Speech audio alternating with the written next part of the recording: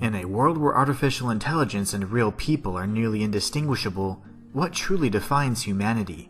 Stellar Blade poses this very question and goes one step further by illustrating just how far beings will go, artificial or otherwise, to ensure the survival of their species. This is a story of desperation, lies, and deception. This is the complete story of Stellar Blade Explained. But before we reveal the sins of the past, it's time to give credit where it's due. Kudos to WizardWolf1020 for locating the Easter egg in the previous thumbnail. If you look closely, you'll see a golden trove beetle in the bottom left corner.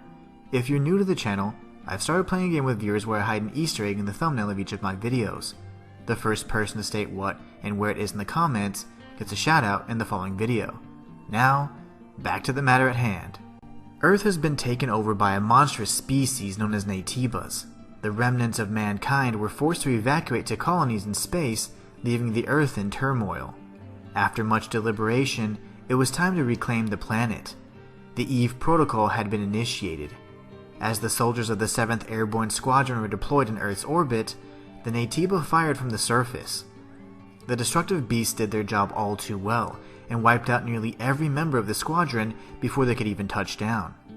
Eve's pod was damaged upon landing, but fortunately, her commander, Taki, was there to lend a hand. Together, the two stormed the battle zone and fought desperately amongst the chaos. In search of an incredibly powerful variant known as the Alpha Naytiba, Eve and Taki were on orders to destroy the enemy and save humanity at all costs. Unfortunately, Eve's body frame had been damaged during the landing. As such, Taki was doing her best to compensate for her injured comrade. Together, they defeated a gargantuan brute, but there was no time to celebrate, as the Alpha Naytiba herself, covered in black feathers, came crashing down. Oddly, instead of targeting the greatest threat in her vicinity, the crow-like beast went straight for Eve. Taki leapt in front of harm's way to protect her defenseless comrade and lost her arm in the process. The Naytiba plunged her sickle-shaped claws into Taki's chest to finish the job. In her final breath, she ordered Eve to retreat and survive at all costs. Unable to move, death was imminent, but suddenly a stranger on a hoverbike fired upon the Alpha and rescued Eve. While she was unconscious, the stranger repaired the extensive damage to her exospine using whatever materials he had salvaged. When Eve came to, the man introduced himself as Adam, a scavenger in search of rare energy sources known as hypercells. Adam offered to help Eve locate the Alpha Naytibas and their leader, the Elder Naytiba, in exchange for her assistance in retrieving a hypercell located in Edo 7.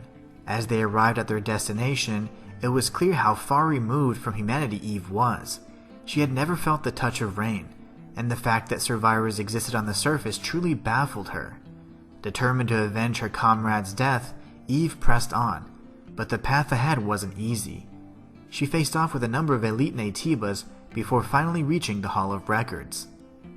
Inside, a broadcast praising Mother Sphere, the so-called Mother of Humanity, began to play. Interestingly enough, it mentioned that during the 22nd century, global warming threatened mankind to the point of extinction. It was Mother Sphere who found a solution and developed the body cell. This device replaced the heart and allowed humans to survive in environments without water and even oxygen. Through the advanced application of biotechnology and nanotechnology, aging and disease had become a thing of the past. The new age opened up the frontier of space exploration that ultimately resulted in the founding of the colony. It seemed that this information was news to both Adam and Eve. Much of human history had been lost during the final war, so they kept an open mind. With the hypercell in hand, the duo continued their journey through the sewers and located a drop pod. Before Eve could investigate, an Alpha Naytiba named Gygus ambushed her. After an epic battle, Eve ripped the Alpha core from the massive beast and freed a young woman from the pod.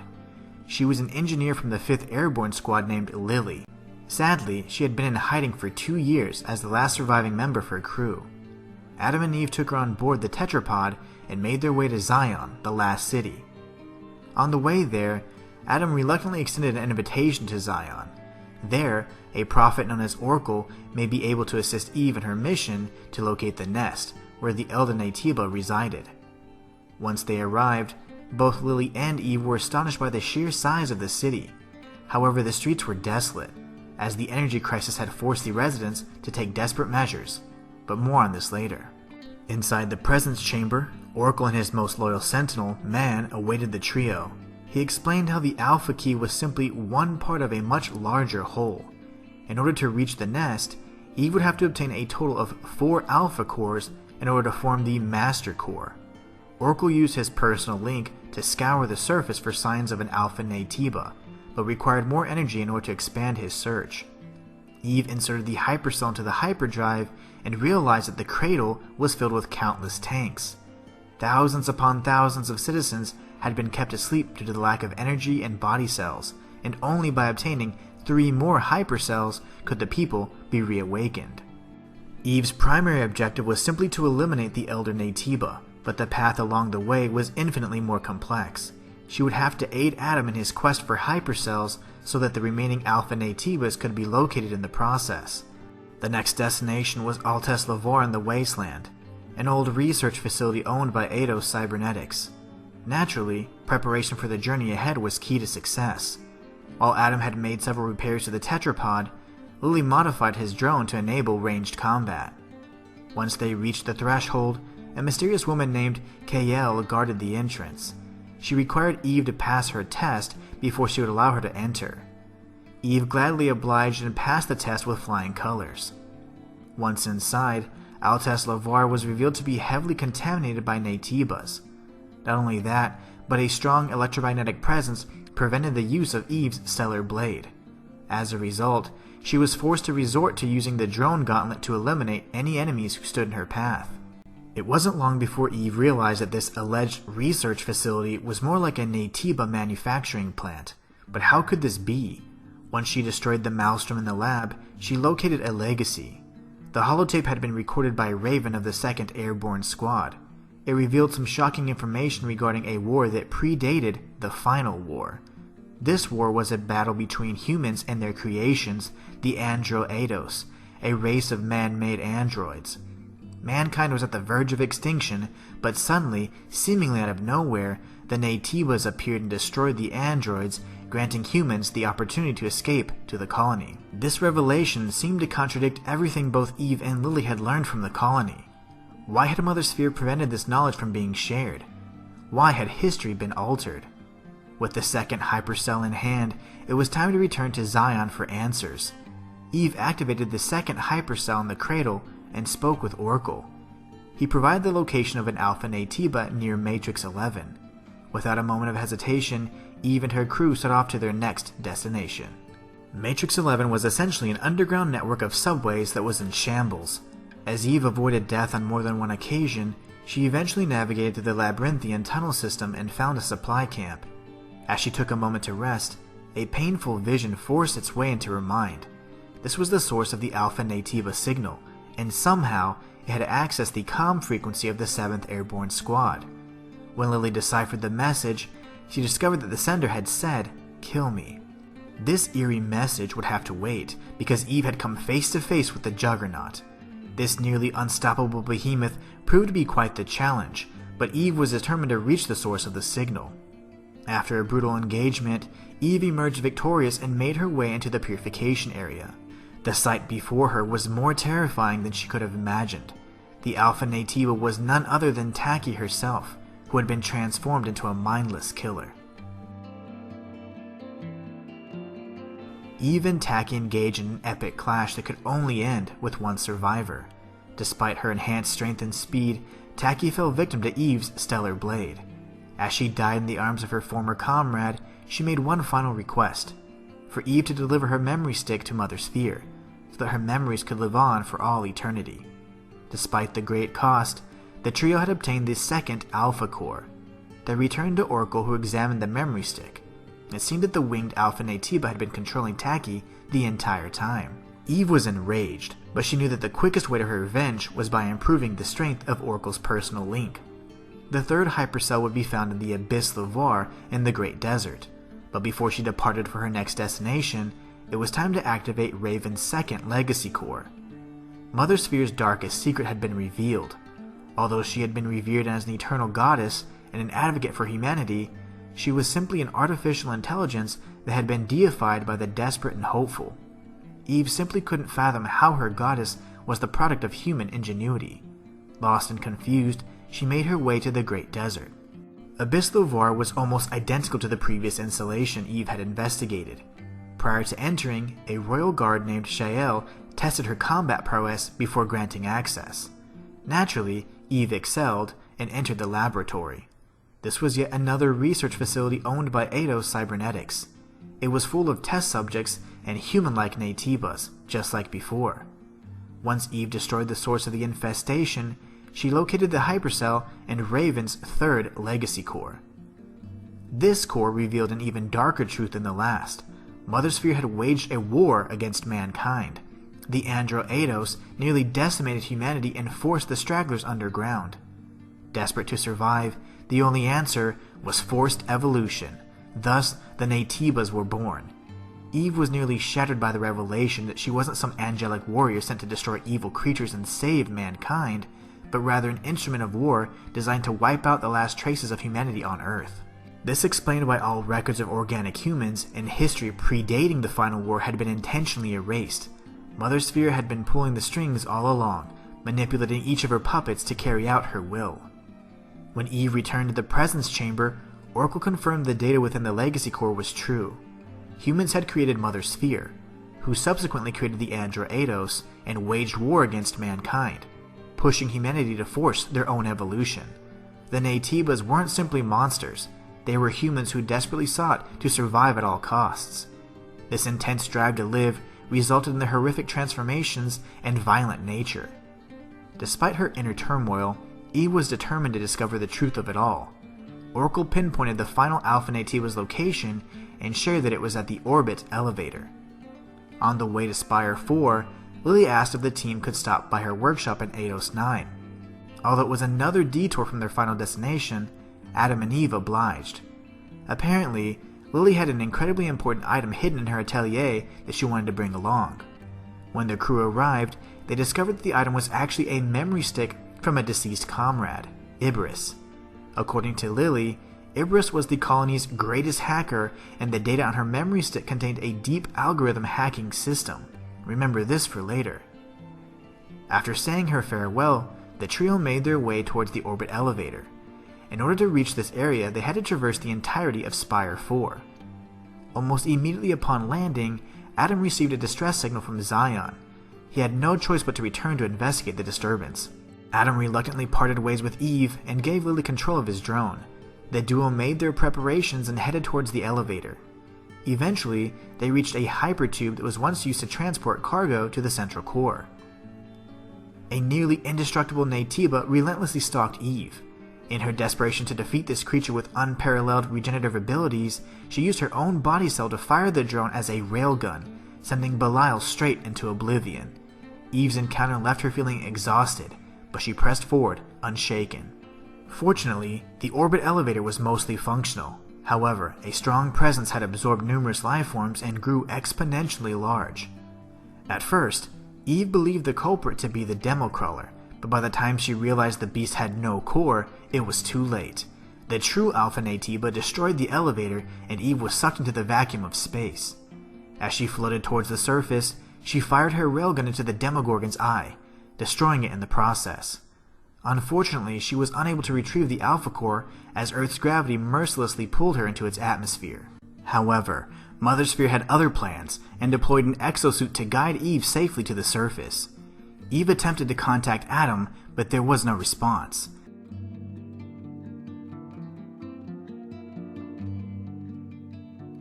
When she returned to Zion, the last city had been utterly decimated. Only smoke and rubble remained. Eve rushed into the presence chamber and was confronted with the black-feathered Alpha Naytiba. To Eve's surprise, this Alpha Naytiba was capable of speech. Interestingly enough, the only thing she said was, "In spite of everything I did, why did he choose you instead of me?" The two engaged in a battle of epic proportions, but in the end, Eve refused to give up. She would stop at nothing to avenge her fallen commander and retrieve the Alpha Core. But even after such a gruesome display, the Naytiba simply shed its exterior and revealed its true form. It was no wonder why the creature had remained unnamed the whole time, for it was none other than Raven herself from the 2nd Airborne Squad. The hidden truths she uncovered had driven her to darkness, but this fight wasn't over yet. Eve rushed into the cradle and saw Oracle's nearly lifeless form. He revealed that his appearance was the result of an experiment that had been conducted long ago. In fact, he was the very first Alpha Naytiba. Eager to repent for his former sins against humanity, he offered his own Alpha Core to Eve.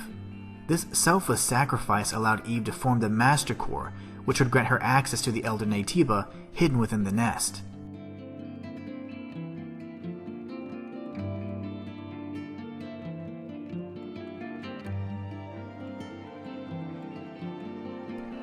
Eager to find Adam, Eve asked Lily to track his hoverbike's signal. Lily modified the exosuit and joined Eve on her quest to track down the signal and locate Adam. On the way there, they found Raven's final legacy core. This was all the evidence Eve needed to finally see the truth. Mother Sphere was not the mother of mankind, but rather its destroyer.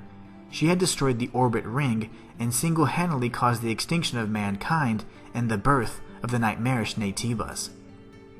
Just up ahead, Raven awaited for the final encounter.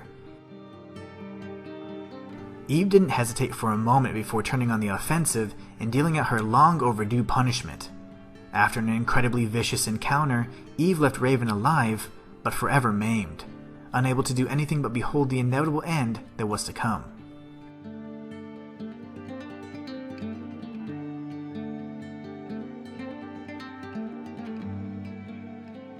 Eve used the Master Core and entered the nest. Although she had anticipated the worst, the inner workings were actually quite peaceful and natural. At the end of the path, Eve finally reached Adam, who revealed himself to be the Elder Naytiba. But the revelations didn't end there. Adam was originally a man named Raphael Marx, the creator of Mother Sphere. Not only had he created an artificial intelligence that would eventually spell the doom of mankind, but he also created the Naytibas. He truly was the father of the 2 reigning species, but he knew that Mother Sphere's influence had to be stopped. The only solution was for a perfect Andra Eidos to fuse with the ultimate Naytiba. Adam and Eve would have to become one flesh in order to ensure the survival of a newly defined humanity. Both humans and androids had the possibility to coexist in peace, but only if this sacrifice was made. Eve took Adam's hand and fused into the perfect being.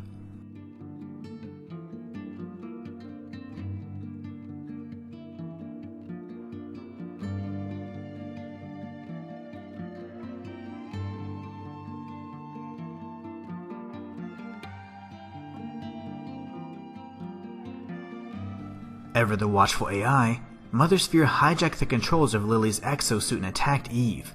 However, Lily's quick thinking allowed her to make use of Iberus's hacking algorithm and override Mother Sphere's intrusion. Now that Lily was safe, Eve was free from restraint and unleashed the full extent of her power. The exosuit never had a chance.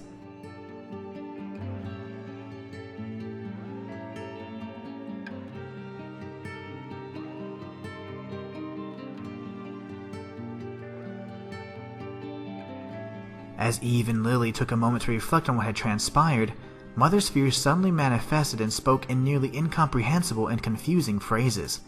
The duo had many questions to ask, but Mother Sphere continued on as if they weren't even there. Prior to departing, she made mention of Raphael Marx and the fact that she wouldn't give up on the future of humanity.